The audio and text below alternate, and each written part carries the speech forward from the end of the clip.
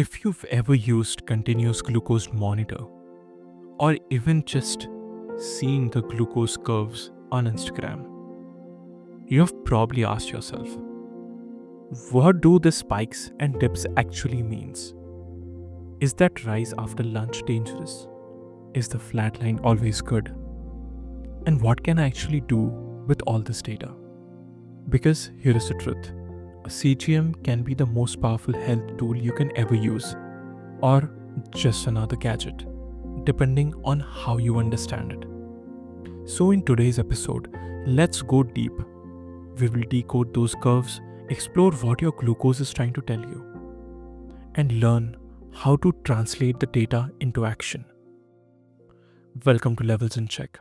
This is Ray, and if you have been following the podcast, you already know how much I love bridging science and real life. And today, we are doing that, literally, through data. Because continuous glucose monitors, CGMs, are becoming mainstream. You stick a small patch on your arm, and suddenly you can see how your body reacts to food, sleep, stress, exercise in real time. But most people wear it wrong. They chase numbers, not patterns. They obsess over spikes and not insights.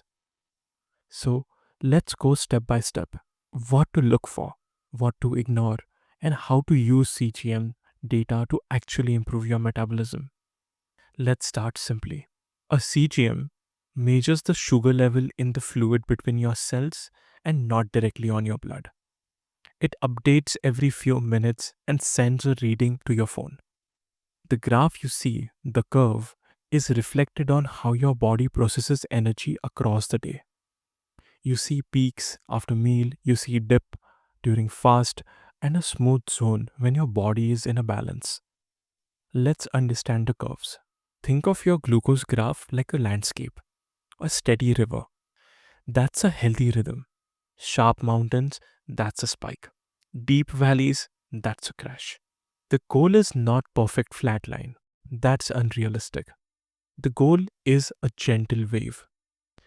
A good glucose curve rises slowly after a meal within 30 to 40 points, peaks within an hour, and then comes down within 2 hours.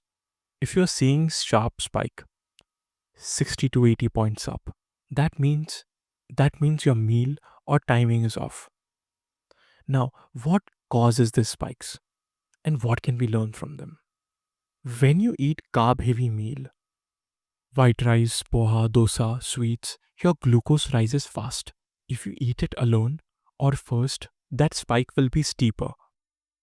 But if you eat fibers or protein first, the curve softens. At a small walk after the meal, it flattens even more. The point of CGM is not to avoid spikes completely. It is to experiment and see what flattens your own curve. Your body feedback is unique. For example, some people spike from oats, some from banana. Some don't spike at all after a white rice paired with a dal. The CGM helps you discover your metabolic fingerprint. Here is the simple framework. Fasting glucose 70 to 90 mg per deciliter. Post meal peak less than 140 mg per deciliter. Return to baseline within 2 to 3 hours. Time and range 70 to 140, 90+% of time. Perfect balance zone. Average glucose around 90 to 100 mg per deciliter. When you use CGM, don't focus on one meal. Zoom out. Ask yourself what meals or times constantly cause a spike? What habits flatten them? Does sleep or stress changes your morning reading? Over a week, you will see a trend. Higher, faster glucose after late dinner. Bigger spike after sleepless night. Steady line on a stress-free day. That's your metabolic mirror. Some actionable insights. The LIC method, as we call it. Let's make this practical. If your CGM shows spike, crash, here is what to do. Order a meal. Eat veggies and proteins before the carb. You will literally see your spike flatten the next day. Move after a meal. A 10 to 15 minute walk can reduce your post glucose spike by 20 to 30%. Mind the timing. Late dinner, higher morning reading. Finish 2 to 3 hours before sleep. Sleep and stress. One bad night of sleep rises next day glucose. You will see it, even without changing your food. Track, don't judge. You are not good or bad based on your numbers. The goal is awareness, not anxiety. In India, we have unique challenges, unique patterns. We eat late, love chai and snack. We live with more carb heavy meals. So our curves will naturally look different than Western data. That's okay. You are not trying to match someone's graph. You're trying to understand your own rhythm. The biggest takeaway for Indian users: adding protein, paneer, dal, curd, and walking after a dinner can transform your curves dramatically. Here is the part no one tells you. You do not need CGM forever.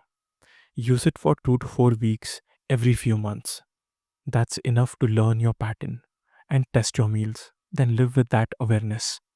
You will start sensing what's working without checking up the app. The goal isn't constant tracking, it's metabolic institution. The CGM isn't a device, it's a teacher. Every spike, every dip, every flat line is your body talking. And once you start listening, you won't need numbers to guide you. You will just know. That's real metabolic awareness. So, the next time you look CGM graph, don't chase perfection. Chase understanding. You're not trying to win glucose contest. You're learning how to live in rhythm without biology. Thank you for listening to Levels in Check. I am Ray, and if this episode helped you understand your data a little bit better, share it with someone who is wearing CGM but feeling lost. Because numbers are useless without meaning, and that's what you're bringing back here. Keep your curiosity, keep your rhythm, keep your levels in check.